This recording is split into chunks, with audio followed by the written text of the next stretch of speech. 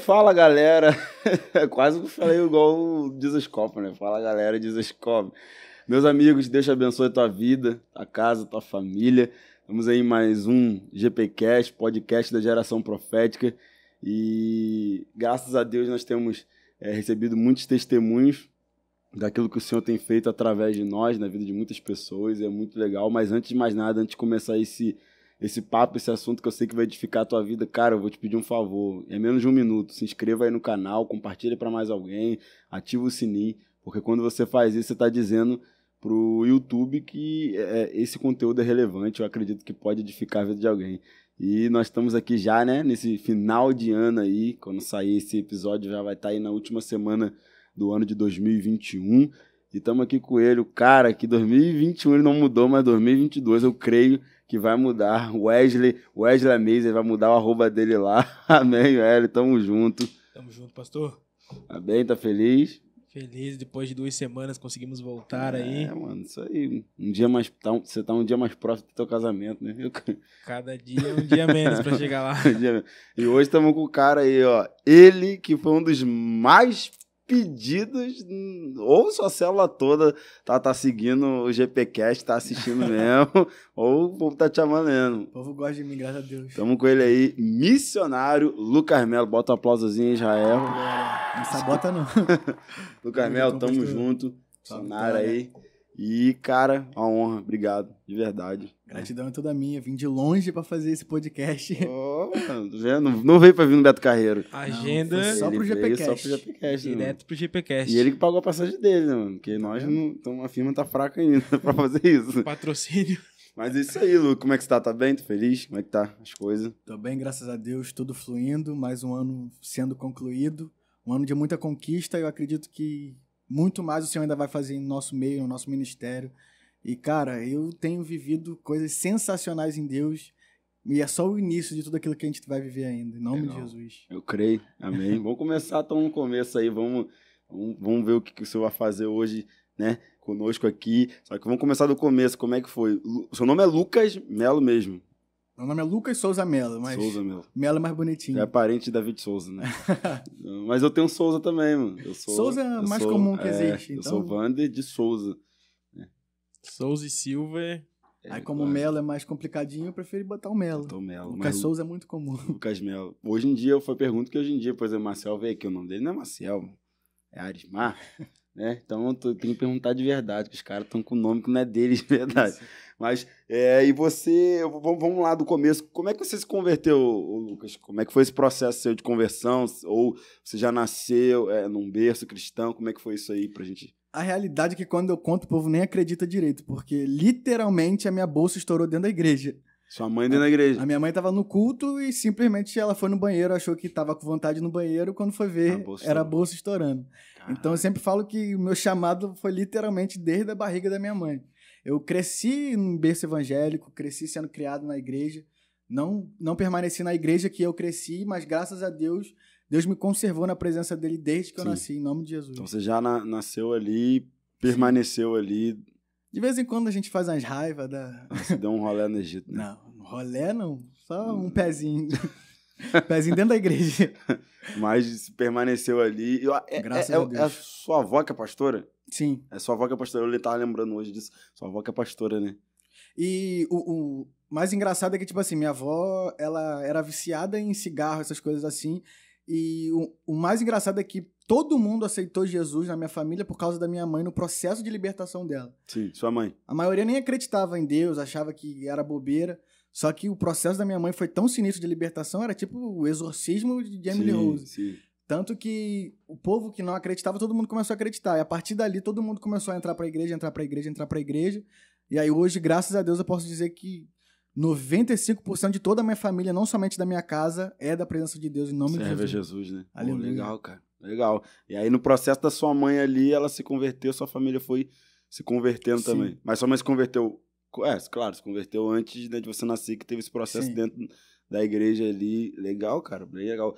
E, assim, mas claro que você nasceu num berço evangélico, cristão, teve todo esse fundamento já, só que eu gosto de fazer essa pergunta. Todos nós, mesmo até aqueles que nasceram num berço cristão, teve um dia que foi o dia que você encontrou com Jesus, assim, que você fala, esse dia Jesus me marcou, esse dia Jesus me pegou. Qual, você lembra, assim, mais ou menos? Claro, de diversas experiências, você tem uma noção de um dia, assim, que você foi esse. O que acaba acontecendo? Quando você é criado no mundo cristão, cresce sendo cristão, você segue por impulso. Você não tá seguindo porque realmente você quer, você segue porque, todo mundo me ensinou a estar aqui, então eu tô indo. E acabou que na fase da pré-adolescência, quando você tá com 12 anos, 11 anos, 13 Sim. anos, você já quer... Poxa, o que eu tô fazendo aqui? Por que isso acontece? Por que realmente eu tenho que estar na igreja? E foi aí que a minha avó, simplesmente, ela falou, Lucas, você precisa procurar uma igreja. Não a minha, porque chegou um período de que eu ia pro culto, mas aí eu achava chato e saía. Ia por ir, né? Ficava do lado de fora, ficava brincando com as crianças na rua, e chegou um período que minha avó falou, não, você já tá com a idade boa pra você aceitar Jesus e seguir o seu destino. E um belo dia, meu irmão, que também não era da igreja, ele não teve esse histórico cristão, eu tive, ele me chamou, cara, vamos visitar uma igreja. E lá eu fui, conheci essa igreja, e na primeira vez que eu fui, cara, simplesmente é como se eu tivesse visto Jesus, assim. Ele falou, cara, você precisa voltar. Ainda que eu estivesse na presença, é como se eu nunca tivesse conhecido ele. E ali eu falei, eu preciso conhecer esse Deus.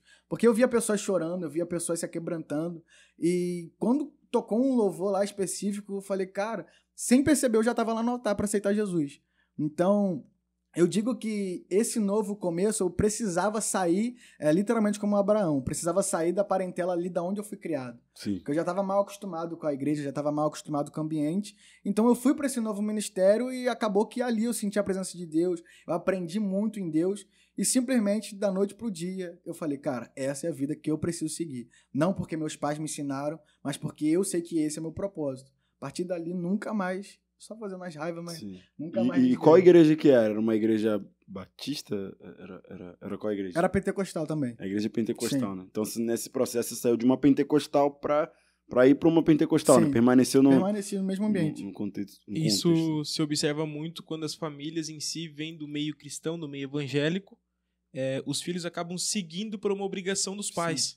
Não é por... Porém, eles acabam sendo privados de ter um relacionamento com Deus. Só que chega um certo tempo que, como o Lucas falou, eles acabam querendo saber o porquê daquilo.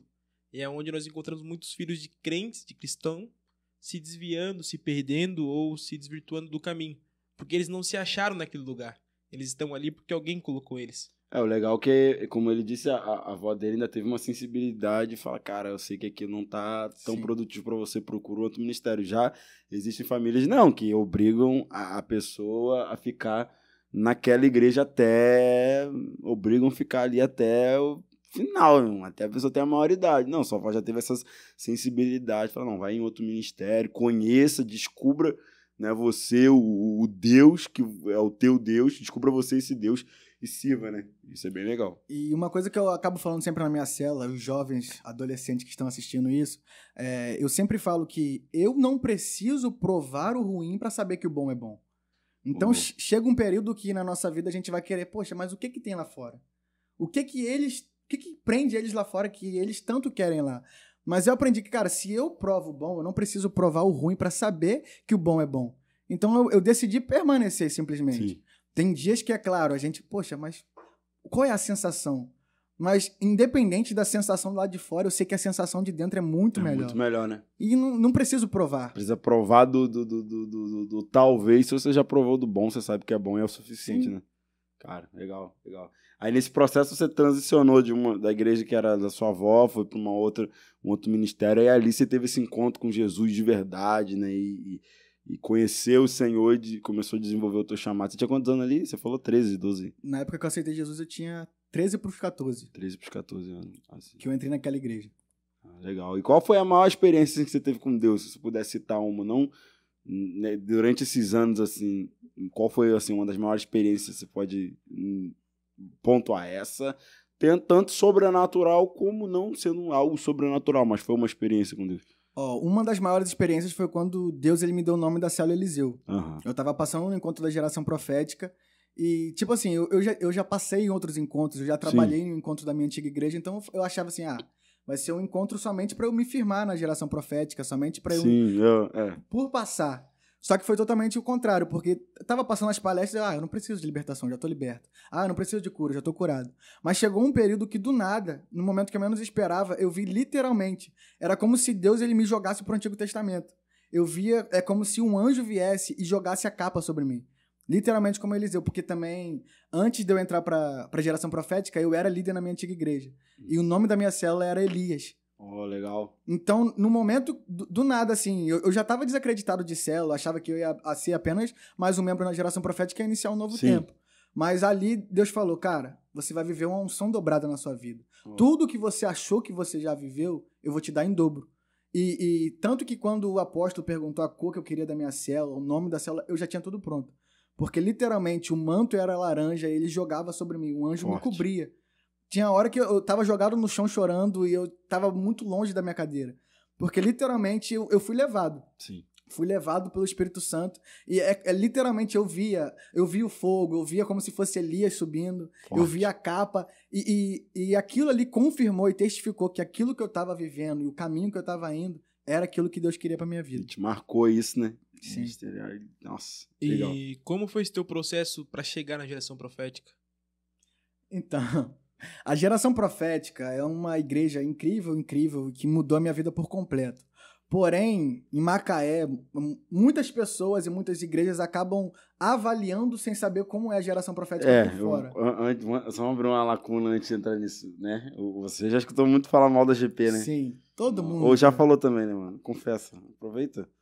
Tá no YouTube. Falar mal, nunca falei. O que acabou acontecendo? Eu já tinha ouvido falar da geração profética, mas as pessoas à minha volta falavam, poxa, não vai não. Não é isso. Você vai quebrar a cara, você vai se arrepender, vai ter muita coisa que você vai ver que não é isso tudo. Mas você acha que isso é por quê? Por não conhecerem, por conhecerem e não querer realmente que a pessoa vá? Porque eu já escutei muito, né? Antes de eu me converter. Tanto que eu já contei o testemunho aqui, que quando um cara chegou pra mim e falou, vamos eu tava mal, no dia que eu aceitei Jesus, ele falou, vamos numa igreja? Eu falei, cara, vamos. Vou na Universal, vou na Mundial, mas não vou na GP. Por quê? Mas eu nunca tinha entrado, mas pelo que os outros falavam. É isso que a maioria nunca nem foi. Mas pelo que um falou, é tipo que, acho que um plantou a semente, aí todo mundo, não, agora cresceu, eu não vou porque né? falou. Mas é só em Macaé, é isso? Sim. Não só em Macaé. Acho que lá é menor ainda, né? Mais tranquilo. Mas aí, nesse processo, você escutou muito e ainda tinha essa resistência. Membros da minha família mesmo falaram, cara, eu já ouvi, membro da minha família falou, Lucas, eu prefiro que você vá pro mundo do que pra geração profética. Caraca. Aquilo ali foi um choque pra mim, porque realmente eu queria muito ir. O que aconteceu? Eu queria saber. Eu falei, não é possível. Que tão ruim é isso? O que tem lá pra o povo falar? E na hora que eu entrei, cara, minhas pernas tremiam. Eu literalmente saí bambo do culto. Porque era nítido a presença de Deus. Era nítido, era notório. Você entrava, você se arrepiava. E não era só no entrar. Era no louvor você se arrepiava. Na pregação você se arrepiava. No final você se arrepiava.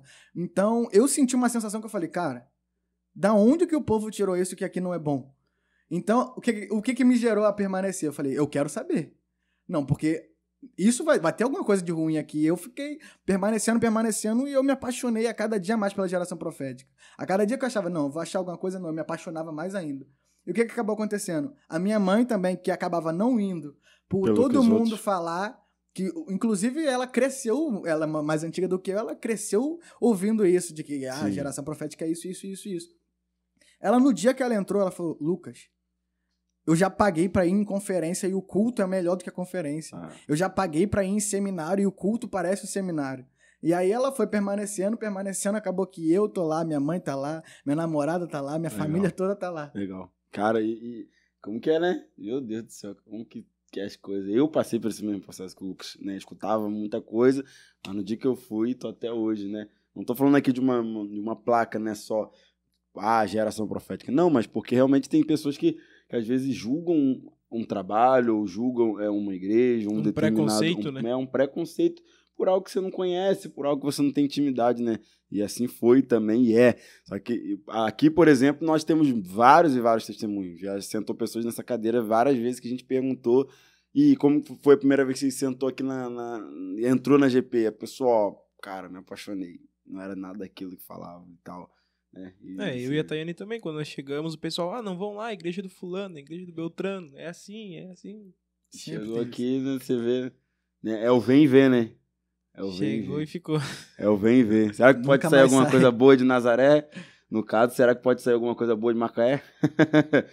Vem ver. Legal, cara. Aí nesse processo você veio pra GP, você se plantou ali, passou no encontro, Deus te deu essa visão da cela ali, e ali você realmente viveu o dobro do que você viveu na outra, né? Sim. Foi essa unção de Eliseu mesmo, você viveu o dobro, né? E tô vivendo até hoje e com pressa, porque é uma coisa até que eu falo, eu fui acho que um dos primeiros 144 a palestrar em encontro. Então, ao mesmo tempo que isso é uma pressa de Deus pra minha vida, também gera muito burburinho de que, poxa, por que ele? E pregar também, eu lembro que você pregou. Eu lembro que em 2 meses que eu tava na geração profética, eu preguei na quarta profética, que ninguém pregava na quarta profética. Ninguém, eu preguei 2 vezes, em anos que eu tô lá.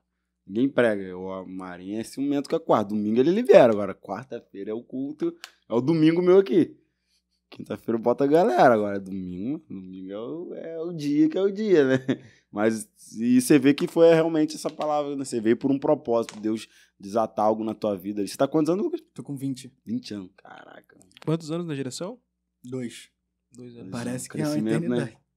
Né? É um crescimento. Mas isso a gente vê também que não é o tempo que tá na igreja, sim, é a disponibilidade, a voluntariedade para que Deus ele possa fazer aquilo que Deus quer. Entendeu? O Wesley tá com...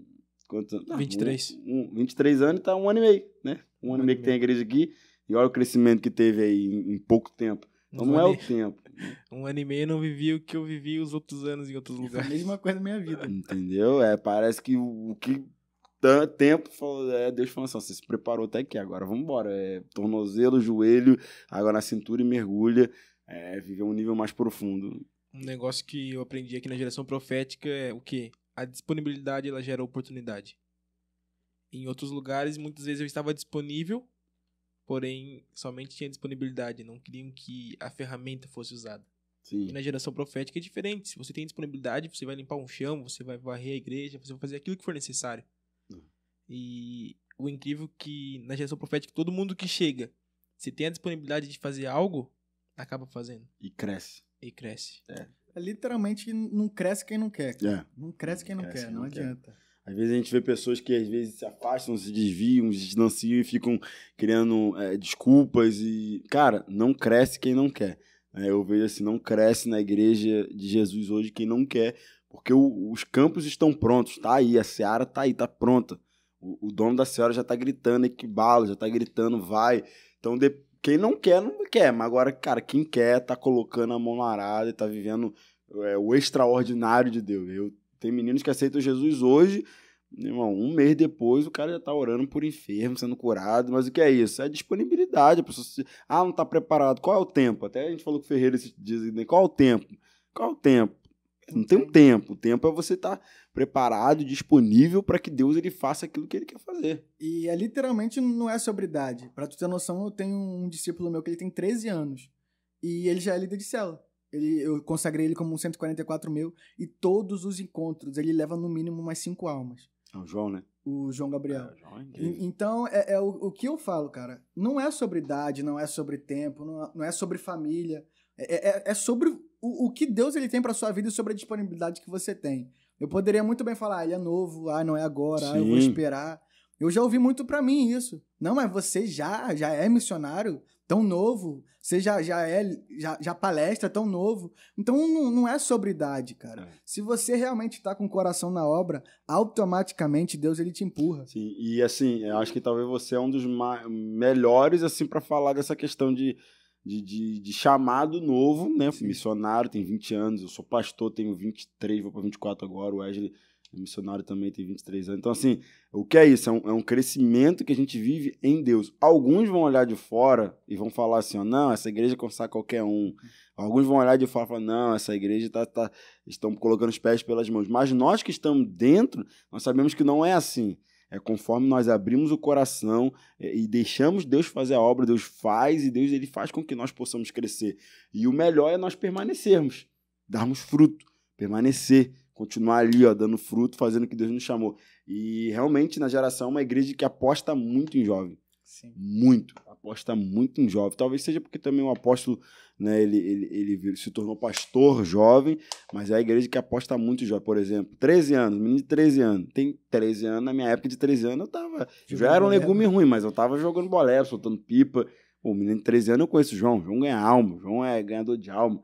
Ele pega a caixinha dele de trufa, né? Sai na rua vendendo e levanta o dinheiro para levar uma alma pro encontro. Olha só, 13 anos, podia estar soltando pipa. Não tinha nem que se preocupar. Escola só e mais nada. Mas não, ele entendeu o chamado dele. É um menino desse de 13 anos fazendo isso. Quando tiver 20 anos, 25, mano, tá voando. Tá tocando nações.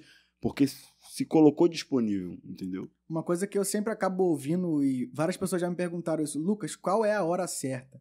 Não existe hora certa para eu me lançar na presença de Deus. Se eu me lançar hoje, eu vou viver aquilo que Deus tem para minha vida. Se eu me lançar daqui a 15 anos, Sim. eu vou viver aquilo que era para eu estar vivendo hoje, daqui a 15 anos. Então é o que eu sempre falo, cara, se você pode viver hoje, vive hoje. Sim.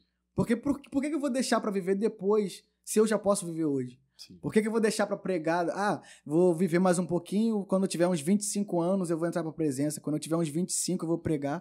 Cara, quando eu tiver uns 25 eu já ganhei alma pra caramba e vou continuar ganhando alma. E essa é uma crise da galera, tem uma galera que pensa assim, eu tô perdendo a minha juventude, eu tô perdendo meus dias na igreja. Cara, você não tá perdendo. Eu penso da seguinte forma, eu já tornei nada mais como valioso. Já perdi tudo para ganhar a Cristo. Então, quando você entende, você tem essa mentalidade, você entende que você não tem nada e tem tudo. E por muito tempo essa mentalidade teve implantada na nossa geração. Eu vou aproveitar a vida, daqui uns anos eu aceito a Jesus, volto para a vontade de Deus e tá tudo certo. Porém, muitas vezes tem gente que não consegue chegar a esse tempo de voltar realmente. E é onde acaba ali tendo aquele choque. E eu acho também porque os valores foram meio que invertidos. Que a pessoa fala, eu quero aproveitar a vida. Tá, mas o que é aproveitar a vida? O que é aproveitar? O que é aproveitar? Cara, é a balada? É a droga? Eu conheci isso tudo. Isso não é aproveitar. Isso é um momento. É um momento. Né? E eu tenho certeza que estão me ouvindo e pessoas que estão na mesma realidade, mas assim, é um momento. É um momento. Você usou droga ali, você tá na balada. É um momento. Cara, você chegou em casa. Você não veio num contexto do mundo, não, mas eu vim desse contexto. Você chegou em casa, botou a cabeça no travesseiro. Cara, acabou. Aquela alegria acabou. Acabou, não tem mais. No dia seguinte você acorda com dor de cabeça, sem dinheiro, vazio. Aí você quer repetir e talvez ser mais intenso para poder preencher um vazio. Só que parece que cada vez o buraco fica maior. Aí você cada vez se afunda. Aí é onde a gente entende que um abismo vai puxando o outro. Então, assim, o que é aproveitar a vida é isso? Cara, não. Então, nós temos que entender e redefinir isso, que a galera tem isso. Não, eu tô perdendo a juventude. Cara, você não tá perdendo nada. Pelo contrário, eu vivo... Às vezes alguém vai perguntar, pô, pastor, mas você tem 23 anos, já é casado, pastor de igreja, cuida... Cara, eu não presto mais nada. Glória a Deus que eu faço isso, porque é o que eu mais amo fazer e eu tenho prazer. Eu tenho prazer no que eu faço. Eu acordo feliz no Senhor. Eu durmo feliz no Senhor. Feliz eu me deito, feliz eu me levanto.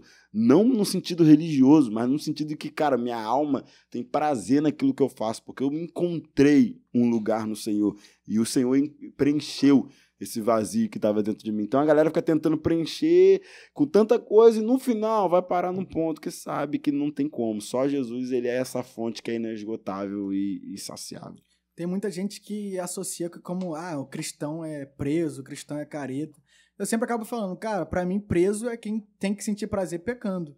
Quem tem que ser feliz em pecado. Sim. Então a liberdade eu não encontro no mundo. A liberdade eu encontro em poder fazer o que eu quero sem precisar me prender ao pecado. Sim. Então, eu falo assim, eu já ouvi muita gente falando, mas cristão não pode fazer nada. Não é que cristão não pode fazer.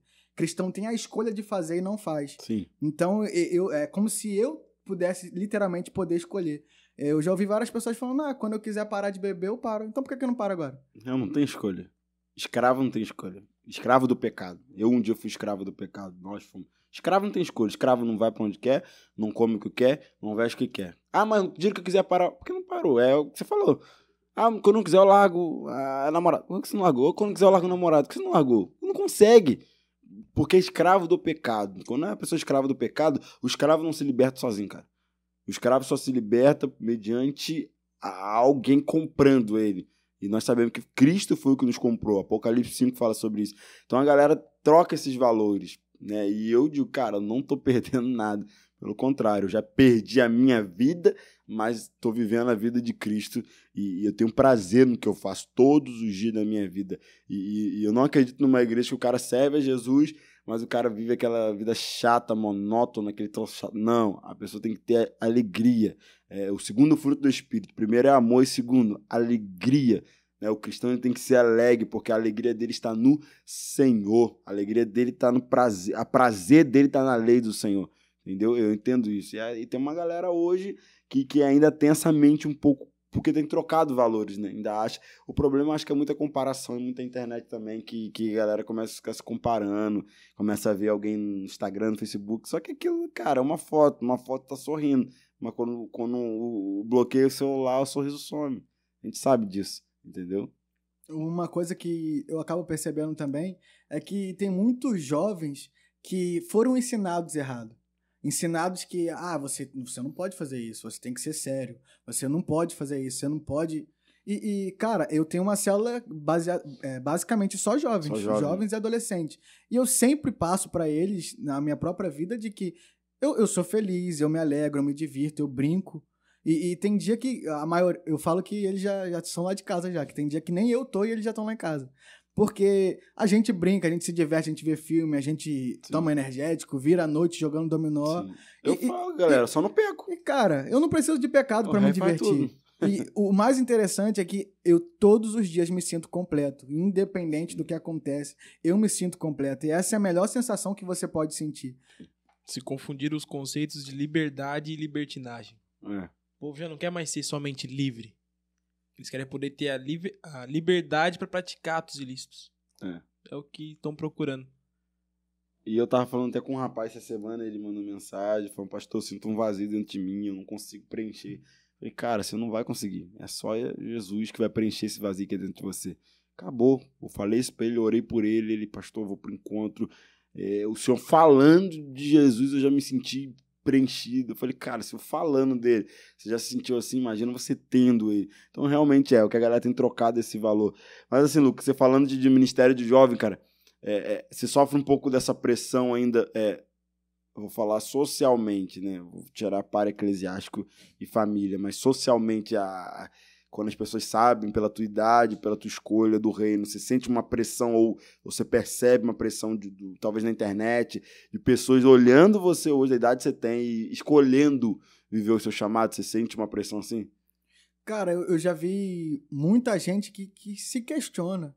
Tipo assim, cara, como que... Eu já vi pessoas literalmente me procurar e falar, poxa, mas é só você que é líder dessa célula? Porque é o que eu falo da minha antiga igreja. Tipo assim, a minha célula hoje é basicamente o que eu liderava da rede jovem da minha antiga igreja. Entendi. Então, a geração profética ela tem muita facilidade de ampliar o reino, de ganhar alma. Você tá falando de quê? Números? Sim. Sim. Então, o que acaba acontecendo é que a gente também estipula muito de que jovem é bagunça, jovem... Do trabalho. E uma coisa que eu já sofri muita pressão é de que às vezes eu tava rindo, não podia rir, porque você é missionário. Eu tava brincando, não, você não pode brincar porque você é morto comigo aqui na igreja, então. Não. Bota pilha em todo mundo. Então tem muito rótulo que impede muitas das vezes, entendeu? Sim. De que, poxa, eu sou uma pessoa comum, eu me divirto, eu tenho o cargo eclesiástico, mas eu tenho a minha vida também. Então tem muita coisa que o povo confunde. Mas ele pode... É igual, ele pode gravar TikTok? Eu falei, eu sou missionário, mas sim, independente disso, eu uso as minhas redes sociais para tentar expandir o reino de Deus. E essa é a melhor forma que eu acredito. Legal. Mas realmente tem essa perspectiva. Muita gente que às vezes fica olhando e, cara, não, mas você tá novo e tal, cara. Mas eu sinto que Deus tem feito no Brasil e tá começando a fazer um avivamento com essa galera mais jovem, assim. Eu sinto isso, que é essa geração do pão e peixe. Eu tava vendo um apóstolo, o Valdir, ele postou um vídeo pregando 5 horas da manhã, pregando para 600 jovens, mano. 5 horas da manhã. Mano, jovens, 5 horas da manhã pra ir pro culto. Nossa, tá ligado? Não era uma vigília. Não, o culto começou 5 horas. Não é a vigília que virou e... Não, o culto começou, tipo, os jovens falaram, 5 horas da manhã a gente vai levantar e fazer um culto para entregar a primícia do nosso dia ao Senhor. Ou seja, ó a perspectiva.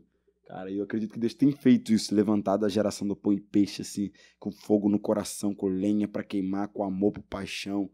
E isso por muito tempo não foi visto os jovens se envolvendo como estão se envolvendo hoje em dia, tendo essa responsabilidade com o reino. Tanto que por muito tempo teve um preconceito com os jovens dentro da igreja, onde os jovens davam trabalho, os jovens eram problemáticos em si. E hoje nós olhamos para a nossa juventude e vê que realmente está se levantando uma juventude que tem vontade, que tem sede de aprender, que tem sede em crescer em Deus e realmente que não quer somente que Deus faça neles, mas comece a fluir também neles e não está se contendo somente dentro de um templo. Sim. Eles estão indo para as ruas, para as praças, aonde tem um espaço, os jovens estão se colocando, se posicionando para que Deus se manifeste através deles. Uma coisa que os jovens têm, que acaba sendo qualidade e defeito ao mesmo tempo, é a intensidade. Porque ao mesmo tempo que eles... eu me incluo nisso, a gente é muito intenso pra querer as coisas, da noite pro dia a gente é intenso pra não querer mais nada. Sim. Então, eu sempre falo que o jovem ele precisa ter cuidado com os dias maus. Vai existir dias que você, cara... todo mundo sente isso uma hora. Sim. Poxa, eu quero sumir, eu não quero... Por que eu vou no culto? Por que eu vou permanecer nisso? Da noite pro dia, o jovem dá uma de doido na cabeça e fala, eu vou desistir de tudo. E é saber resistir a esse dia. Sim. Porque vai ter dia que você vai querer sumir, mas você precisa vencer esse dia, porque no dia seguinte, a vontade, ela vai voltar. E um grande problema que, eu sempre falo isso na cela que chega a ser engraçado, o jovem, quando ele tropeça no pecado, ou ele erra, ele já acha que não vai conseguir permanecer. É o que eu sempre falo. Se você tá andando na rua e você cai, você vai fazer o mais rápido possível de você levantar pra ninguém ver que você caiu. Tô certo ou tô errado? Sim, tá certo. Você vai levantar correndo pra ninguém ver. Já no mundo espiritual, muitas das vezes o jovem ele erra, cai e permanece caído. Acha que não vai conseguir mais andar. Então eu sempre falo para discípulos meus que querem desistir, ou que às vezes até erraram, e fala, cara, não dá mais. Eu falo, filho, você não caiu, você tropeçou. Então, a decisão de permanecer caído é sua. É sua. Então, a partir daqui, você que decide. Você, quando você cai na rua, você fica no chão? Não. Então, da mesma forma, você caiu na presença, você não é obrigado a permanecer caído. Então, nós estamos sujeitos à falha todos os dias da nossa vida. E não é porque eu errei que eu tenho que desistir de tudo. O que eu sempre falo, o maior problema não é nem o pecado, é o orgulho. Porque a gente acha que alguém vai... alguém já sabe. Alguém já sabe que eu errei. Olha lá, fulano me olhou estranho porque sabe. É um apontamento, né? Então, o maior problema é mais a culpa do que o próprio pecado. É mais o orgulho do que o próprio pecado. Então, eu sempre falo, quando um jovem erra, ele não caiu, ele tropeçou. A decisão de permanecer caído é dele.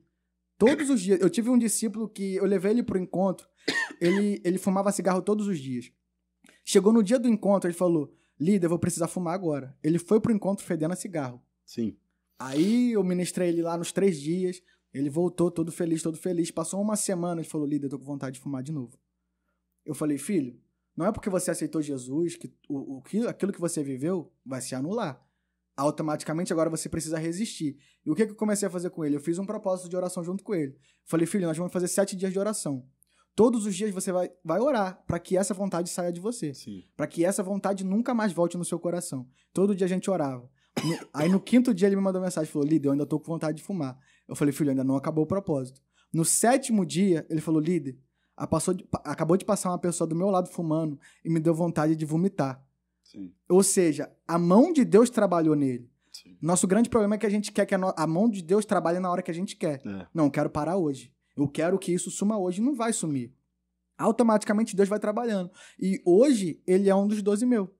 Hoje ele é um líder, hoje ele permaneceu, hoje ele ganha a alma, mas lá atrás eu precisei ter esse trabalho particular com ele. É a resistência, né? Ensinar a pessoa a resistir a esse pecado, né? Permanecer, né? A Bíblia diz, resistir o diabo e ele fugirá de vós. Ou seja, essa resistência, nós temos que resistir.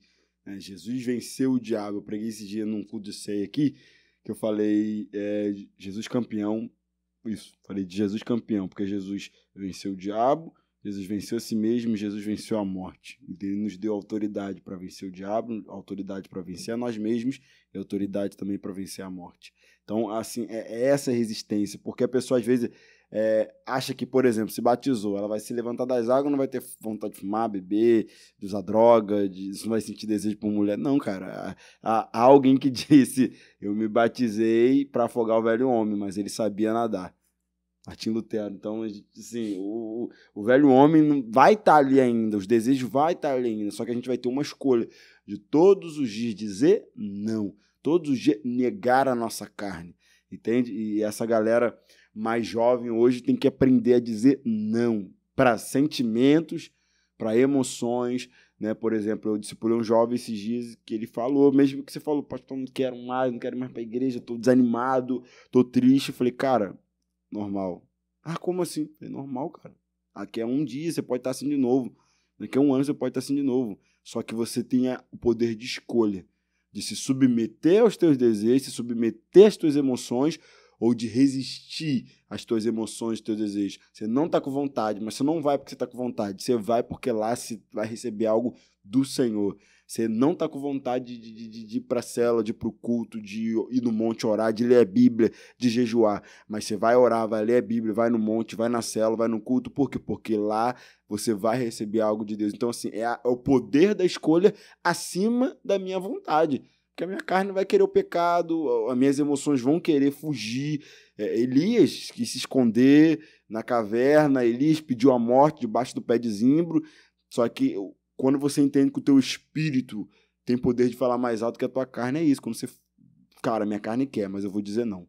Meu sentimento quer, mas eu vou dizer não. Minhas emoções querem ficar parado, mas eu não. Vou dizer não para mim mesmo. Eu vou negar a mim mesmo em prol de um propósito. E é o que essa galera acredita que tem que aprender mais. Quando entender isso, né, você é jovem, mas é jovem, e eu sou jovem, mas eu tive um ministério muito jovem também, e eu aprendi isso, dizer não para aquilo que é pecado e dizer não para coisas que também são lícitas, mas que hoje não compactuam com o meu propósito.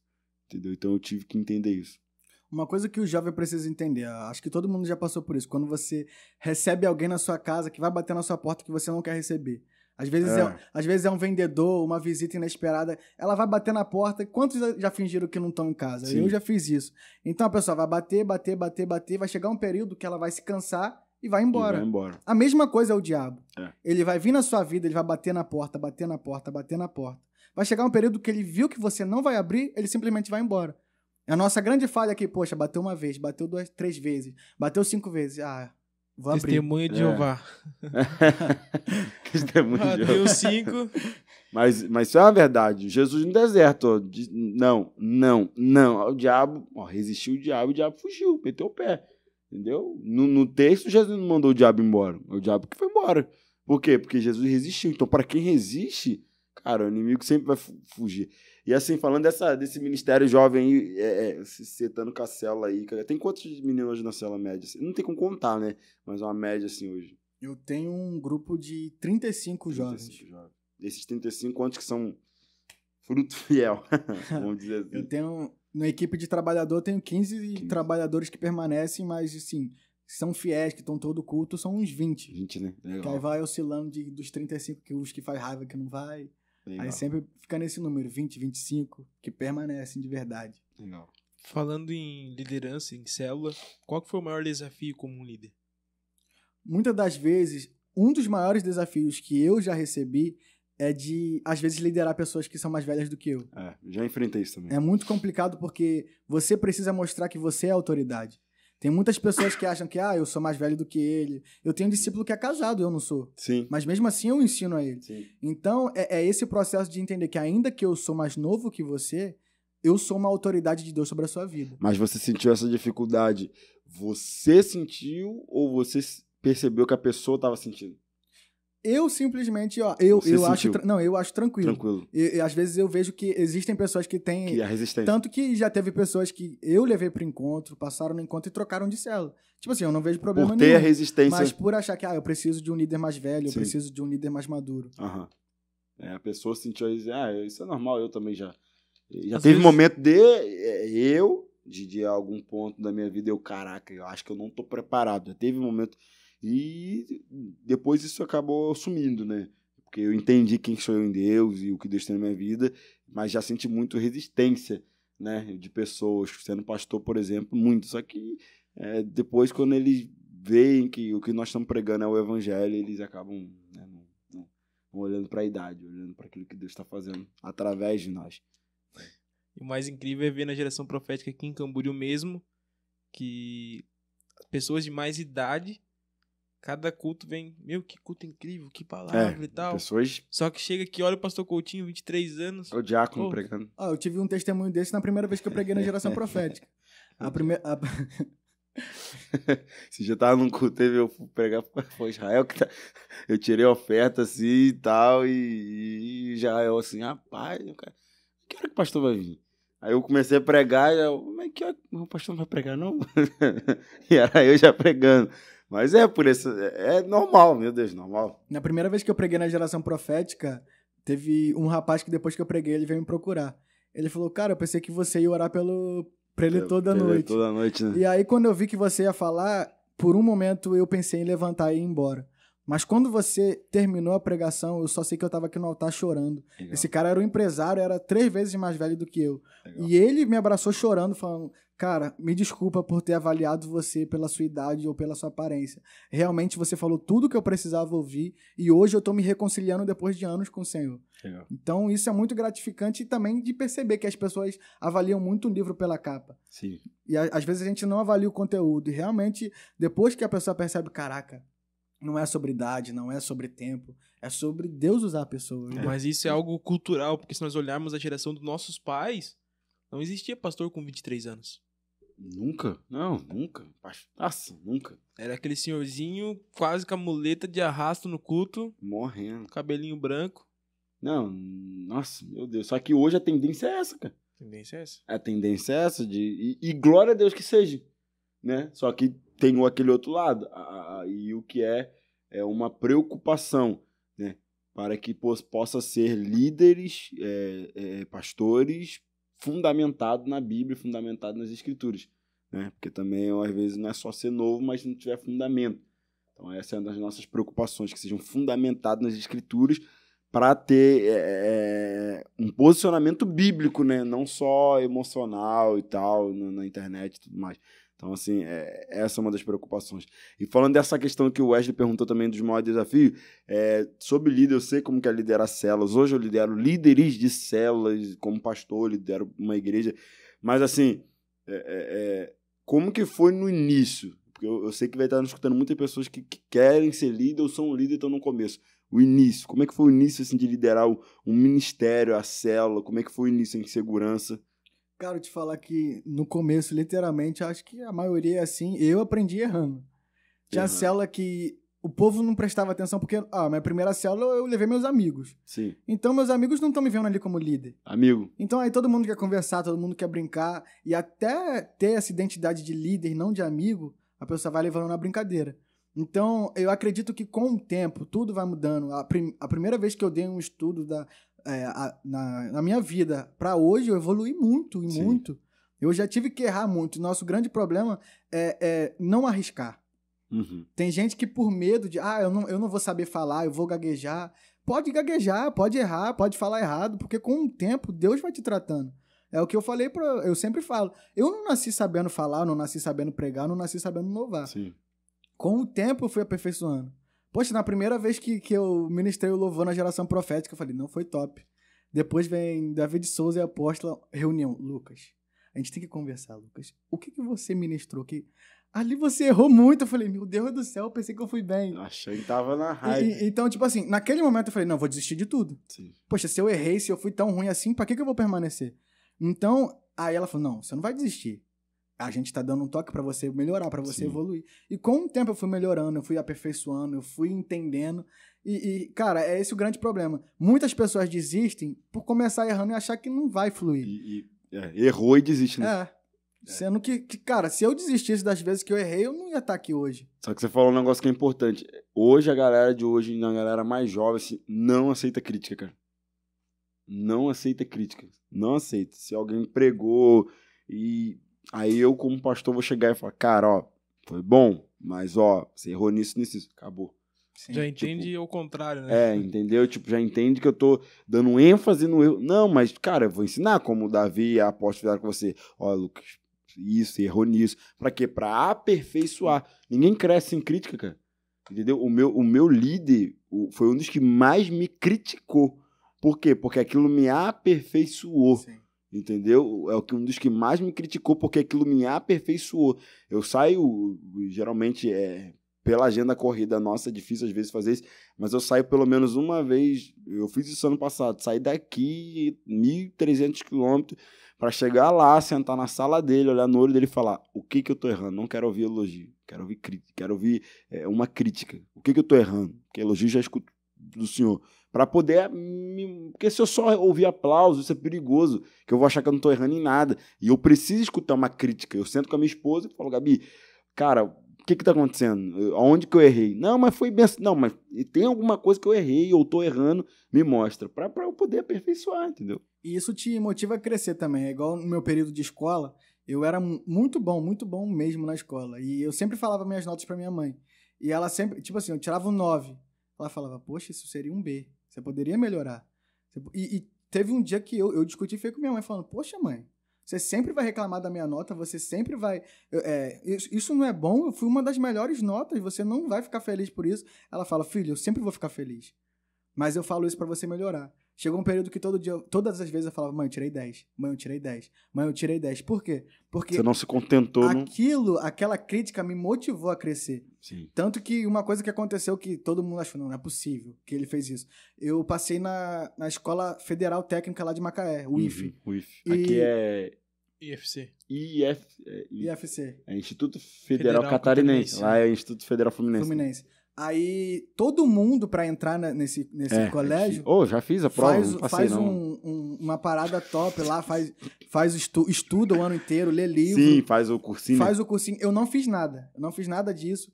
E eu ouvi de uma professora minha, falou, Lucas, você não vai estudar, você não vai fazer curso, você não vai também fazer a outra prova, outra matrícula para outra prova. Eu falei, não, professora, porque eu vou passar nessa.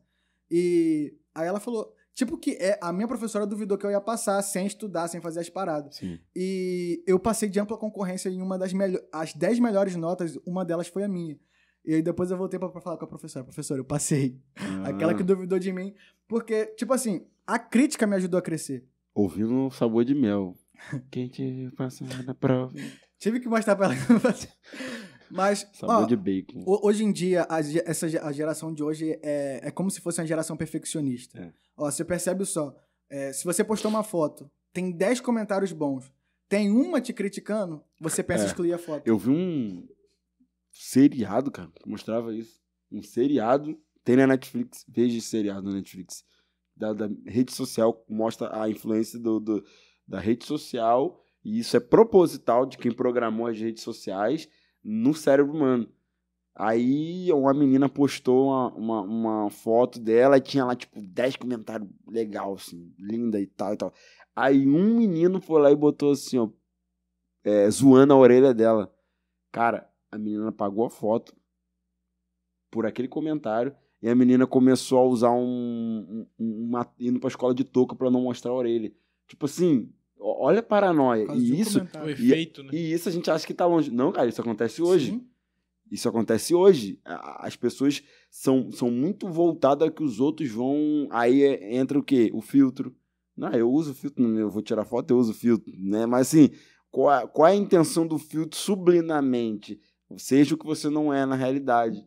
Tanto que tem gente... Eu falei no culto esse dia, vocês param de usar aí, que eu não tô reconhecendo vocês na rua, não. Nossa, mano, sério? Vai ver no culto, não conhece a pessoa.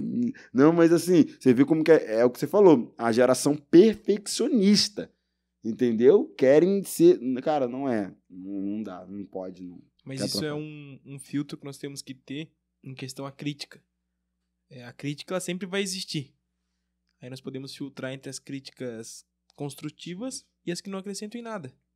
Se nós pegarmos as construtivas e usarmos elas para nos lapidar, nos moldar e acrescentar em nós, vai servir só de impulso para nós chegarmos no propósito. Sim. Agora tem muita gente que usa a crítica como um freio. E ninguém cresce só com elogio, cara.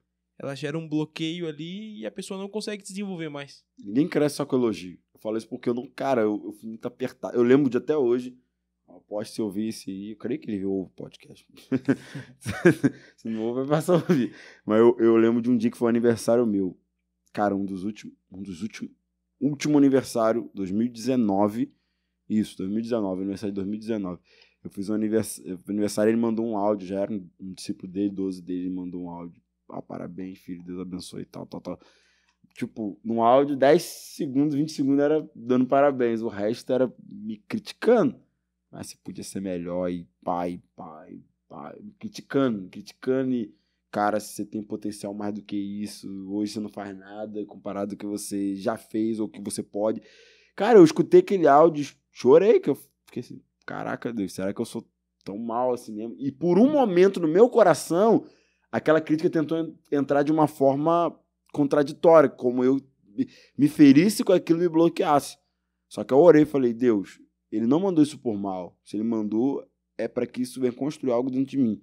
Não permita que Satanás, porque Satanás ia pegar aquilo, ia plantar uma semente de rebeldia ou de discórdia no meu coração. Eu peguei aquilo e orei, falei, Espírito Santo, protege essa semente. Não deixa que isso que ele liberou seja algo que me bloqueie, mas que me motive, seja um combustível. Eu fiz essa oração. Cara, no outro aniversário, que era 2020, no outro aniversário eu passei o aniversário já preparando minhas coisas para vir para Camboriú. Ou seja, olha só, em 12 meses tudo que não mudou na minha vida. Porque aquela crítica foi uma crítica que foi construtiva para minha vida. Só que se eu fosse alguém que me bloqueasse, não soubesse ouvir crítica, como em outras vezes da minha vida eu não soube ouvir e eu me bloqueei, eu poderia atrasar um processo de Deus na minha vida. Então ninguém cresce só com elogio. Nós temos que ser, é aquilo que você falou, temos que ser criticados para amadurecer, para crescer, para desenvolver e para chegar até o nosso propósito. Nós temos que ser criticados, mas a geração de hoje é como você disse, é muito perfeccionista. Você não pode ter lá limpado o chão. Se limpou o chão, você elogiou top, mas se você olhar e falar, mas aqui ficou um pedacinho, a pessoa vai, não, falou mal do meu trabalho, não, mas cara, entendeu? É uma crítica que pode ser construtiva para melhora. E é uma geração que não consegue ouvir crítica. Isso é o problema do mundo digital, né? Onde as pessoas estão sendo quem elas não são, buscando agradar a outros. Para quê? Para que elas não recebam críticas. E ali elas conseguem ser aquilo que o Lucas espera de mim, o que o pastor espera de mim. Porém, no dia a dia, onde realmente elas são quem elas são, é onde acaba gerando esse conflito. É onde vem as críticas por ser quem você é. E o Rafael Belo estava ministrando na Reino e ele falou algo muito importante, que o nosso caráter se revela quando nós estamos no nosso local, no nosso secreto, que ali realmente nós somos de fato, né, nos momentos difíceis que nós conseguimos se revelar quem nós somos. Legal. Bom. E assim, você foi muito criticado? Recebeu muita crítica? Tá igual o Peixinho. O mais caluniado. Alô, Peixinho. Vamos junto, Peixinho. Foi muito criticado, Lucas? Não, eu já fui muito pré-julgado e criticado em muitos sentidos. Tipo assim, na época que eu usava minha rede social. Uhum. Ah, mas você não pode falar assim, você não pode fazer isso, mas você não pode fazer aquilo. E ao mesmo tempo que, tipo assim, era uma coisa que eu gostava de fazer, mas eu me sentia, não posso fazer. Você se privava, né? Me privava de, às vezes, ser quem eu era mas você não pode falar isso. Então, hoje eu tento nas minhas redes sociais, em todas as áreas, ser transparente, ser quem eu sou de verdade. Você é, isso aí. E a grande falha dessa geração de rede social é que 90% dos jovens não querem ser quem eles são. Querem ser aquele influencer mais seguido, querem ter a vida daquela pessoa mais seguida. Né? Mas o grande problema é que eles querem ter a vida daqueles, mas não querem fazer o sacrifício disso. E isso a gente pode colocar na igreja também. Sim. Muitos querem ser um 12, um pastor, mas não querem pagar o sacrifício de que um 12 e um pastor pagam. Então, existem muitas pessoas que querem o cargo, mas não querem o sacrifício. E eu sempre passo isso para os meus discípulos, que querem falar, não, eu quero ter a unção que o Senhor tem. Você quer ter a unção? Então você vai ter que trilhar mesmo o caminho que eu trilhei para você chegar até aqui. Cara, é até difícil às vezes falar, por exemplo, até o Joãozinho, que a gente um dia, eu amo dele, um dia ele falou, pastor, cara, eu quero ter a idade do Senhor e ser o que o Senhor é. Eu falei, cara, que você seja maior, você vá além. Como que eu vou me dar assim? Eu falei, cara, é difícil, porque eu posso contar os meus sacrifícios, só que você vai ter que ter os teus. Eu posso te contar o que eu fiz, mas talvez o que eu fiz não sirva para você. Sim. Você vai ter que descobrir em Deus qual é a medida para você.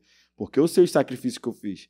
Entende? Hoje eu vivo coisas e às vezes as pessoas olham e acham assim, cara, ele chegou ali, mas ninguém viu aquilo que eu tive que negar. As coisas que eu tive que dizer não. aquilo que eu tive que falar, não vou, não quero, não faço, coisas que eram lícitas, entende? Então, num tempo meu de juventude, eu sabia o que eu queria em Deus. Eu sabia, isso era algo claro no meu coração. Então, para chegar no lugar que eu queria em Deus, eu tive que fazer esse sacrifício. Para chegar. Por exemplo, todo mundo estava indo para uma praia. É pecado para praia? Claro que não.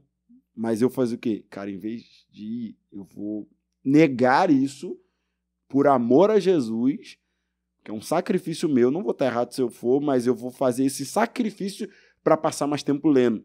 Então, Deus estava ligando porque eu estava lendo mais? Não, Deus estava olhando para o meu sacrifício. Algo que era lícito, que era bom, que não é pecado, mas ele viu que eu estava entregando para ele. Então, assim, sacrifícios como esse que eu fiz lá atrás me habilitaram a estar aqui hoje.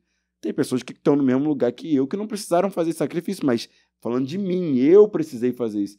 Então, não tem como ter um senso comparativo. Cada um vai ter que fazer um sacrifício. Você sabe o que você fez, faz. O Wesley sabe o que ele fez e faz.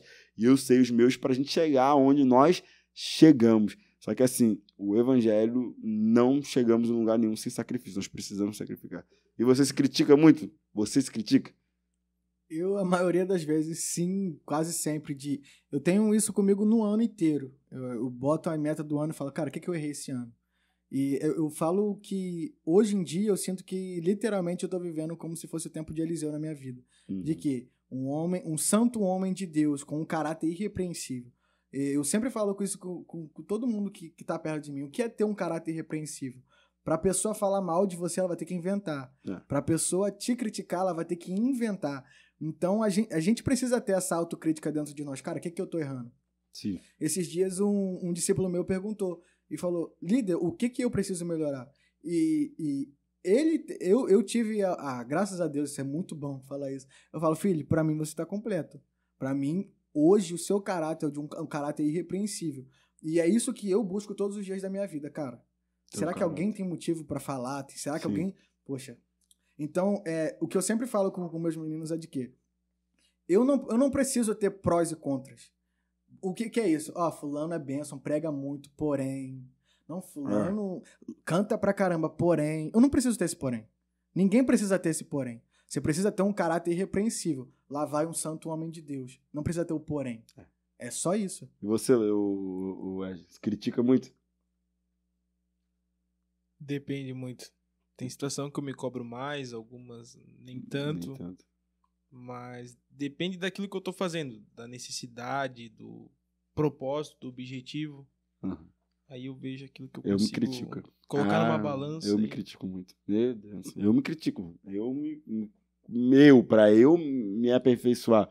Eu tenho uma loucura comigo. Olho no espelho todo dia. Sério, cara. Eu tenho uma loucura. Olha assim e... Cara, você tem que estar melhor do que ontem. Eu tenho uma loucura assim. Eu não aprendi com o coach nenhum, não. Eu olho assim no espelho e, cara, tem que estar melhor do que ontem. Eu tenho essas paranoias comigo, assim, de evolução. Eu tenho um negócio meio louco. Sério, porque se eu não me criticar pra eu me desenvolver, eu vou ouvir isso de alguém. Então é melhor eu ouvir isso de mim mesmo. Entendeu? Então eu gosto de me criticar, de me corrigir. Às vezes eu preguei em alguma coisa, não foi eu... Caraca, eu me cobro pra eu melhorar, entendeu? Eu acredito que quando a pessoa também tem esse time, assim, esse senso crítico dela mesma, ela consegue evoluir. Muito legal. E como é que... Planos aí pro futuro, Lucas? Futuro, meu Deus, 20 anos, futuro... Tem um futuro gigantesco aí ainda. Mas aí, planos aí pros próximos anos aí, próxima década. Cara, eu acredito que... Ricos falam em décadas. Eu aprendi isso. Eu acredito que... Aprendi isso? Sério? Não fala que é década, próximas décadas. Eu acredito que eu tenho isso desde que eu nasci. Eu acredito que eu tenho um chamado pastoral na minha vida. E todo mundo fala pra mim, e eu sei disso, que ele tem pressa. Então, qual é o meu objetivo daqui pra frente? Me casar e me tornar um pastor. Porque, literalmente, minha mãe fala, Lucas, foi insuportável sua gravidez. Porque toda hora eu passava na rua, a mulher falava, você sabe que você tá carregando um grande pastor, né? Você sabe que você tá carregando o pastor das nações. Liberado, você sabe que você tá carregando o profeta. E ela, antes de eu nascer, ela já tinha essa certeza. E tanto que ela tinha essa certeza porque, na gravidez, ela viu a mão de Deus sobre ela.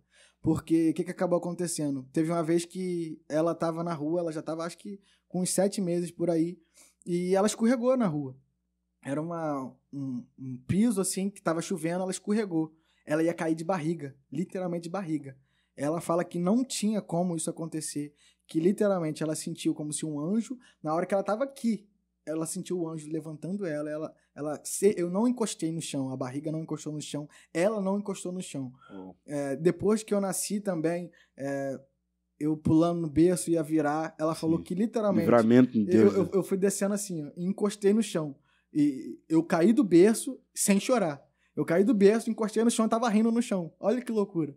Aí ela viu que literalmente... não é possível, ele tem um chamado de... Os próximos anos, então você sente isso bem vivo no teu coração, esse chamado pastoral. Pastoral de cuidar de igreja local ou ser pastor na igreja? O que queima no teu coração? Cuidar de uma igreja. Cuidar de uma igreja. Tudo que acontece na minha vida, eu tenho essa intimidade com Deus que ele me mostra com muita antecedência, muita antecedência. Então, ele já me mostrou a igreja, ele já me mostrou a geografia, o ambiente. Então, eu já tenho essa certeza. Eu nasci para isso. E tanto que quando eu entrei na geração profética, o motivo de eu pregar foi que, na época que eu entrei, o apóstolo, na primeira Santa Ceia que eu estava presente, ele virou para mim e falou: Lucas, eu sonhei com você. Eu sonhei que a gente estava numa piscina, do nada eu saía dessa piscina e te consagrava pastor. Legal. Aí, nessa conversa ele falou, isso era na segunda, e quarta-feira você prega. Eu falei, quê? Então, ali, eu acredito que era ele já me testando. Cara, será que ele vai ser isso? Vai, E eu acredito que o meu líder, minha cobertura, vê isso em mim. E a cada dia eu tenho aprendido para chegar nesse nível de pastoral, para chegar a um grande pastor. Tenho o pastor Coutinho como inspiração, tem vários pastores como inspiração. E creio que em breve isso vai acontecer na minha vida, em nome de Jesus. Isso eu vou te dar um conselho, cara. Aproveita o máximo enquanto você tem, absorve tudo que você pode. É o conselho que eu dou. Cara, eu absorvi muito, mas se eu voltasse no tempo, eu absorveria mais ainda. Absorva, porque você vai precisar. Absorva se você tem, queimou isso no coração, é claro, isso no teu espírito. Isso vai acontecer como aconteceu na minha vida. Absorva o máximo. Tudo, detalhes, anota, grava no coração, porque vai precisar. Porque essa caminhada, ainda mais de ser pastor de uma igreja local, cara, é uma caminhada um pouco solitária. Ao mesmo tempo você está do lado de muita gente, ao mesmo tempo você está sozinho. Então, é um negócio que você vai ter que... É o Moisés, né? É com multidão, mas ao mesmo tempo, do nada, você olha, pô, Deus, mas é só... eu vou ser só Moisés. Começo era ovelha no meio dos lobos, né? Então é um negócio que eu te dou uma dica. Absorve, anota, veja o que dá errado, o que dá certo. O que às vezes as pessoas falam assim, pô, pastor Coutinho, caraca, a igreja lá flui. Não que seja a igreja que mais flui, não é. Mas assim, às vezes a galera fala, cara, e eu sempre digo, porque eu ouvi muito. Sim. Eu poderia ter ouvido mais, mas eu ouvi muito. E eu até, o Wesley conversa muito, eu falo, viu a igreja tal, porque eu vejo, eu observo, o que Deus está fazendo no Brasil, quais são as igrejas relevantes, eu observo, o que eles estão errando, o que eles estão acertando, eu absorvo aquilo, canalizo aquilo, vejo o que pode para mim, o que cabe na minha teologia, na minha concepção, o que não cabe, e tento colocar em prática, entendeu? Por quê? Porque eu olho, eu observo, e tem líderes que não se dão um braço a torcer de se espelhar em outro ministério, cara, eu não. Tá dando certo? Amém. Eu posso usar essa ferramenta? Vou usar essa ferramenta. Posso usar um machado emprestado? Vou usar um machado emprestado. Então, um conselho que eu te dou, observe tudo, porque de repente Deus uma hora acontece. É do dia pra noite. Mas eu acredito que quando você se torna líder, automaticamente ele já te ensina muito a ser solitário e também a se tornar um pastor. Porque, cara, uma das coisas mais difíceis que existe é cuidar de ser humano. Porque, tipo assim, você cuidar de dinheiro, é tudo igual.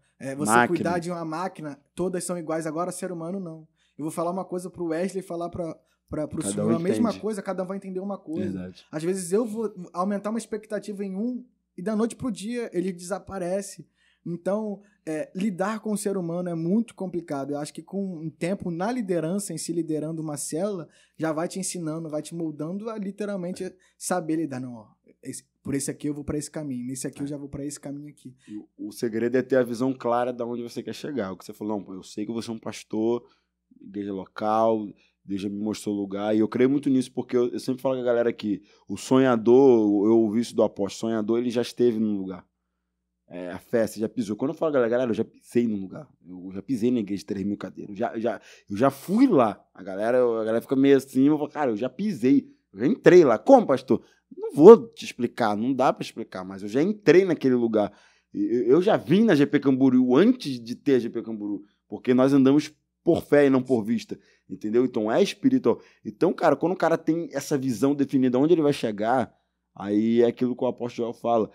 A visão da chegada me sustenta no caminho. Eu vi a minha chegada. Então, o que vai acontecer no caminho é detalhe, porque eu estou sustentada pela visão da chegada. O caminho é detalhe, pedra é detalhe, porque eu já vi aonde eu vou chegar e absorvo tudo que você puder para que quando você chegar naquele lugar, você erre mais, você acerte mais do que erre e que você saiba. Claro, tem coisas que você vai ter que errar, isso é bom, mas que você acerte mais que erre. Então, a visão da chegada vai te sustentar. E continue com os olhos lá, continua com os olhos lá. O próprio José, né, da Bíblia, ele viu o futuro dele. A visão da visão da chegada sustentou o caminho. Porém, se ele visse tudo que ia passar pelo caminho, eu acredito que ele mesmo não teria essa... Caraca, eu vou passar por isso tudo. Eu vou sofrer dessa forma para chegar onde eu quero chegar. Então, às vezes, a gente questiona, será que eu vou conseguir? Poxa, mas dessa vez doeu, foi difícil continuar. Mas se você já tem a certeza de onde você vai chegar, cara, continua. Porque é igual uma série. Você sabendo o final... A maioria dos filmes românticos, você sabe que o final é feliz. Mas no meio, sempre tem problema. Sempre tem a luta. Sempre tem um momento que, cara, eu vou desistir de tudo. Então a gente sempre tem que pensar nesse filme romântico. No final vai dar tudo certo. No final, o herói vai vencer o vilão. A gente tem que ter isso na nossa vida. Acho que o bom é o da Marvel, que às vezes dá ruim. No final. O Homem de Ferro morre. Nada a ver, mano. Morre. Caraca. Isso que é bom. Nem sempre a gente pode esperar nada. Não vou dar spoiler do Miranha, não, tá, gente? Eu não vi também. Não. Aí eu vou ver essa semana. Lucas, fizeram algumas perguntas aqui. Eu quero ler algumas perguntas aqui. A galera fez bastante pergunta, né, na verdade. A galera foi empolgada. Você tá com engajamento alto, hein? Vamos ver aqui.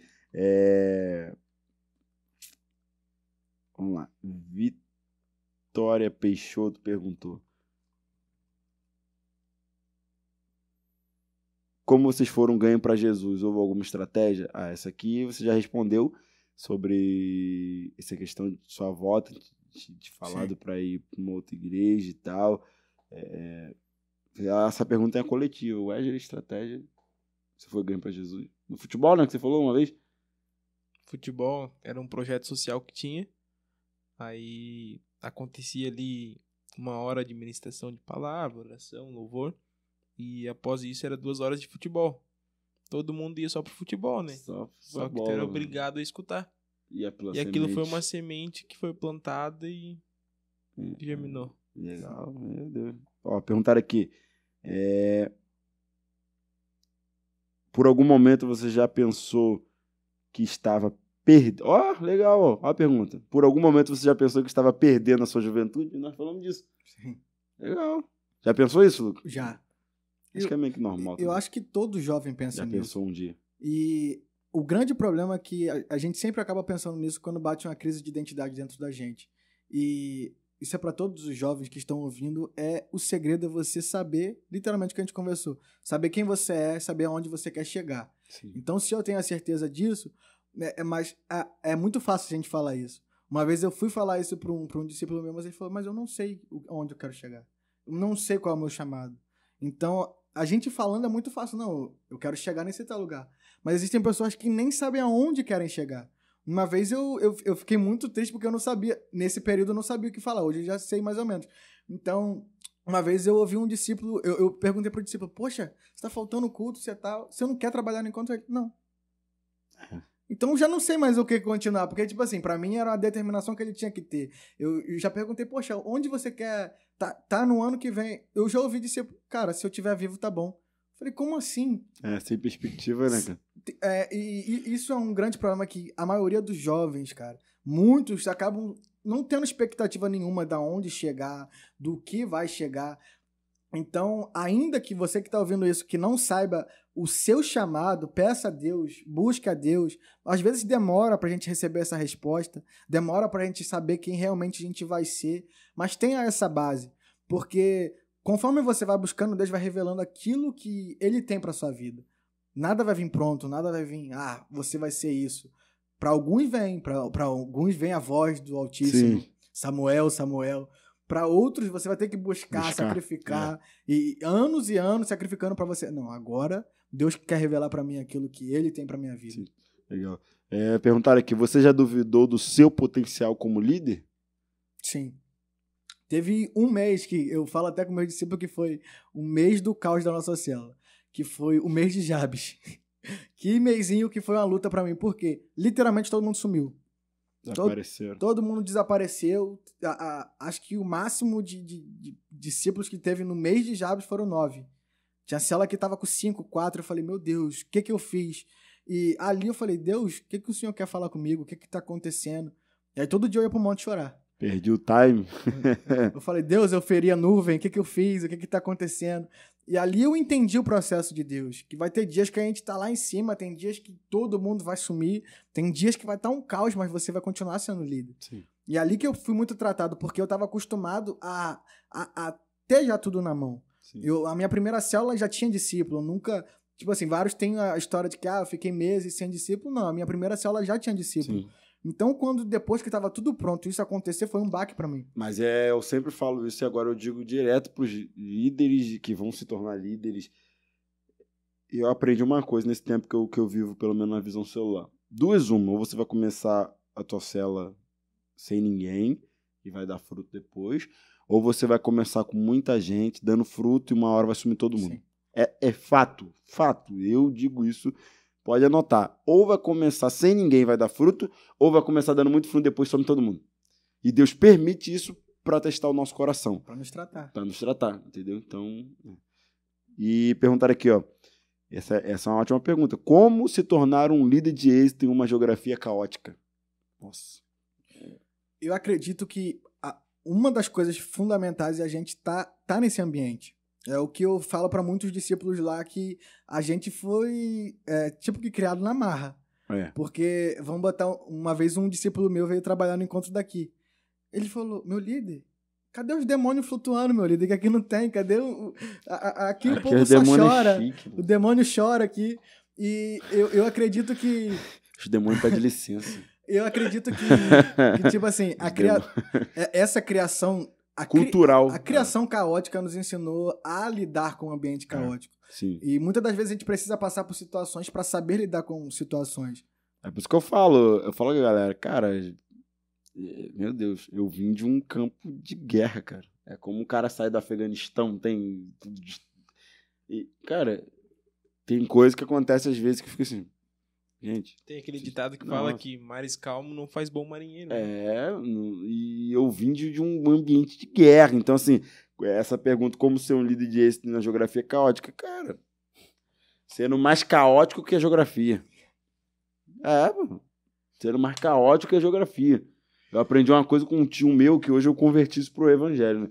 Meu tio, uma vez a gente foi fazer compra na 25 de março, aí ele falou assim, ó, lá tem muito ladrão, né? E ele falou assim, ó, quando alguém olhar ruim pra você, faz cara de ruim pra ele. Ele falou, me ensinou isso, ó. Fez cara ruim pra você, faz cara de ruim. Mostra que você é pior que ele. E na geografia caótica, como resistir à geografia caótica? Sendo pior que ela. Eu aprendi sendo mais ruim. O diabo é terrível. Sou terrível também, diabo. Então é 2 ruins. E um líder de verdade, ele acaba se camuflando. Ele precisa ser um camaleão, literalmente. É igual o Paulo. Paulo se fez de louco para ganhar os loucos, se fez de sábio para ganhar os sábios, e foi ganhando gente atrás de gente, entendendo que aonde ele estava, ele tinha que ter a identidade daquele local. Vamos botar um exemplo. Para todo mundo uma pessoa que foi criada com terno, gravata, eu vou pregar para ela de bermuda? Difícil. Ou para uma pessoa que é criada cheia de gíria, eu vou falar formal para ela? Difícil. Então... Eu ganhei o Hélio usando gravata. Sapatinho, difícil, né? Jael. Sapatinho, bico fino, hein? Jael me viu de camisa social, ele, opa, vou congregar aqui. Aí nunca mais viu também. Então, o líder precisa ter essa sensibilidade de se adequar ao local. Não se corromper, sim, mas se adequar. Uma geografia caótica, essa pergunta, cara, eu posso também cooperar com essa esporte, cara, seja pior que ela. Só que no outro sentido, pro evangelho. É pior, mano, o diabo tem medo de você. Sério, o diabo tem medo, eu falo isso. Não tem como. Geografia é ruim. Não existe geografia ruim. Existe líder despreparado. Sim, uma coisa que eu sempre falo é, o mundo só tem voz onde a igreja se cala. Eu já falo isso sempre na minha cela. Antigamente tinha baile toda semana na minha rua. Toda semana tinha baile, toda semana tinha algum motivo, pagode, funk.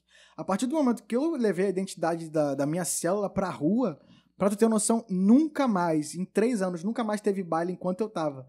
É engraçado de dizer, porque toda vez que eu venho pro encontro de Camboriú, encontro de Londrina, toda vez tem baile na minha rua. Aí, é tipo capeta que o capeta, ele respeita a unção do local. Sim. Só tem baile quando eu não tô. É loucura isso. Perguntaram aqui, qual conselho você daria para um líder de célula que nunca liderou nada? Seja ousado, se arrisca. Seja ousado, se arrisca. Você vai errar, você vai, muitas das vezes, falar errado, muitas das vezes, você vai até dar conselho errado no começo de tudo. Falar heresia. Mas com o tempo, Deus vai tratando. Olha o conselho, larga tua esposa. Tá amarrado. E Wesley, fala aí, um conselho que você dá para um líder de jovem que vai ser líder de jovem, mas nunca liderou nada na vida, nem o cartão de crédito dele.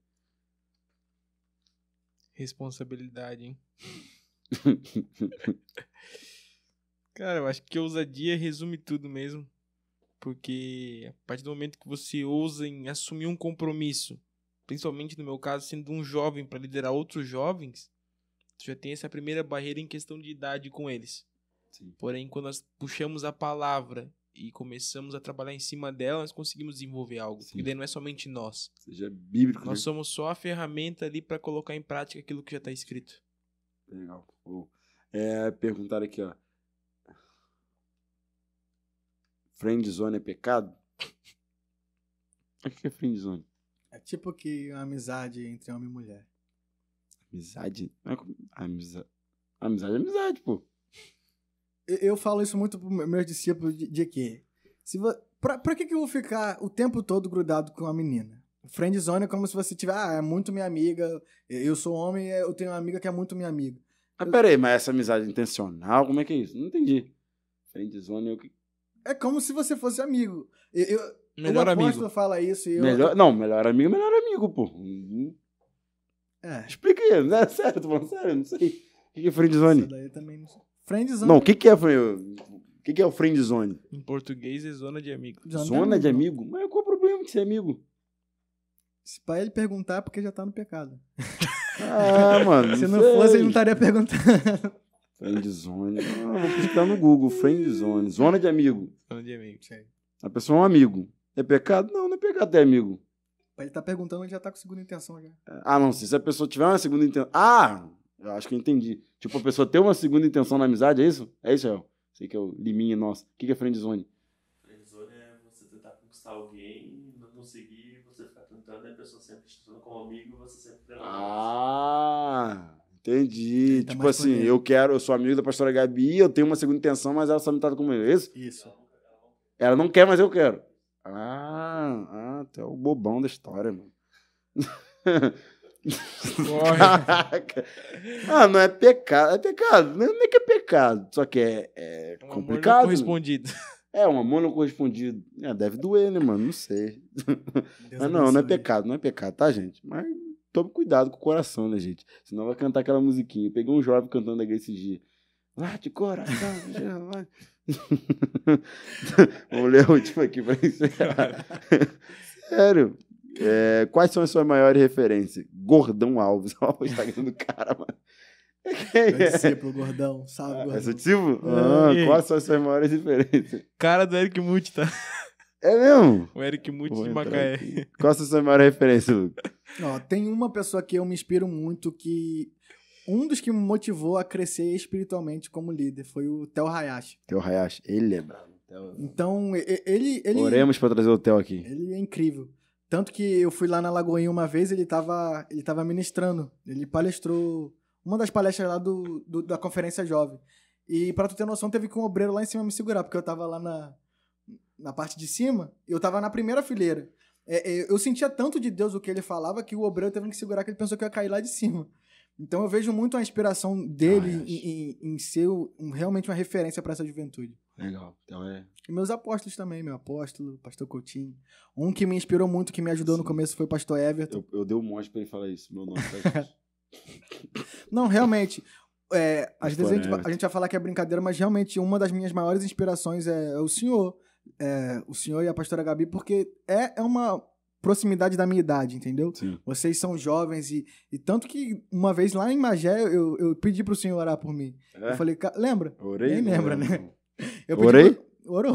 Então, tá orado. Eu pedi pro senhor orar por mim e que eu queria viver aquilo que o senhor estava vivendo, eu queria a assunção sobre mim. Amém. E uma das minhas maiores... Eu acredito que na minha presença é a maior referência, o apóstolo, pastor Everton e o senhor. Amém. Glória a Deus.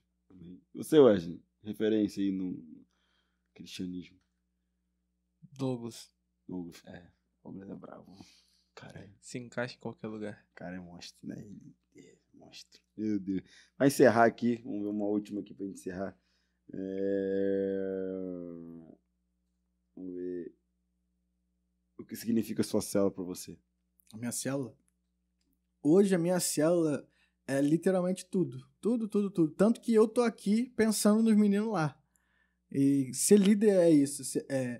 Hoje em dia eu falo pra eles, a minha família é minha célula, meus amigos são minha célula. Eu acordo já com meus discípulos enfadando lá em casa já e durmo com eles enfadando. E é uma enfadação que eu não consigo ficar sem.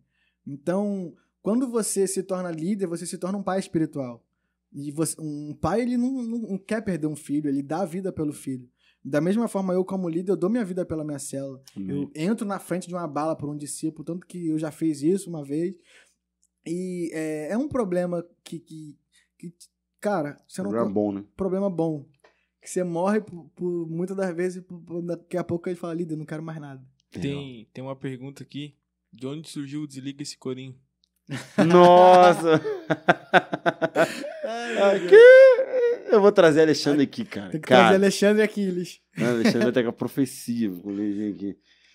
Vai desembarcar Israel ali, ó. Israel, tem um manto aqui pra você. Legal, cara, mas é assim, a sua célula, eu vou responder essa pergunta pra você. Sua célula é seu treinamento. Sua célula é seu treinamento. Teu campo de treinamento. Treina, aperfeiçoa, que quando você chegar onde Deus te colocar, você vai ter treinado bastante. Treina, ouve, aprende, passe raiva, mas foco no propósito. A visão da chegada vai te sustentar no caminho. E você vai chegar onde Deus liberou a palavra sobre você. Amém? Amém. Tamo junto. Wesley Amaze, tamo junto. Tamo junto. Vou deixar o Instagram do Wesley Amaze aqui, galera. Segue o Wesley Amaze. Ele não mudou arroba, mas eu tô orando. 2022 ele vai mudar esse arroba dele. Bota aí no comentário aí, Wesley Amaze. Amém? E, cara, segue ele lá. Em nome de Jesus. Vamos aumentar esse engajamento dele aí. Tá vindo aí a conferência DNA. Qual é a data, Wesley? Meu Deus. 26, 27 e 28, se eu não me engano. De fevereiro. Carnavalzinho ali vai ter a conferência Amaze oficial. É uma conferência no ano, que é o DNA Conference, é a conferência oficial. Vai ser bem incrível, vai ser bem top. Então, cara, eu te convido já. Entra no Instagram do Amaze, vai estar aqui também. Instagram do Wesley, da Thay, vai estar aí. Instagram de geral. E o meu Instagram também. Segue aí, cara. Coutinho. Meu Deus. Pede. Em nome de Jesus, segue o Pastor Coutinho. Ele precisa crescer a cada dia mais, em nome de Jesus. Pra daqui a pouco já tá com o selinho azul. Até você que não gosta de mim, invejoso, segue também. Segue o Lucas Melo também. E segue o Lucas Melo. Qual é a arroba, Lucas? lucasmelo.or, todas as redes sociais. Aí, ó. Mano, respeita, né, mano? Twitter, Instagram. Segue aí, Lucas Melo. Galera, e eu te peço também, segue o Israel. Ó, segue aí o Israel. Cara, segue ele lá, acompanha o trabalho dele lá. Você vê as fotos da comida que dá fome, mano. Pode ter acabado de almoçar. Segue ele. Ele diz que toda vez que eu indico, dá engajamento pra ele. Eu quero ver se é verdade. Então segue lá. Galera de Macaé, segue o Israel, em nome de Jesus. E segue também a Gênese Digital, que é a agência aí do Israel, junto com o Eric. E, cara, eles têm feito esse trabalho aqui, tá incrível. Você que precisa de alguma identidade visual pra tua igreja, pro teu ministério, pra tua célula, pra um site, pra tua empresa, cara, procure eles, que eles têm um trabalho incrível. Compartilha lá no Instagram, em nome de Jesus. Galera, tamo junto. Lucas, tamo junto. Obrigado. Um papo muito bom. Tamo junto. Acredito que agora o GPcast sobe, né, mano? Então, sou um cara que quer, né? Influencer, né? TikToker, né? Então, acho que agora vai subir aí. Tamo junto. Pastor. E é isso. Deus abençoe, galera. Até a próxima. Valeu. Um abraço.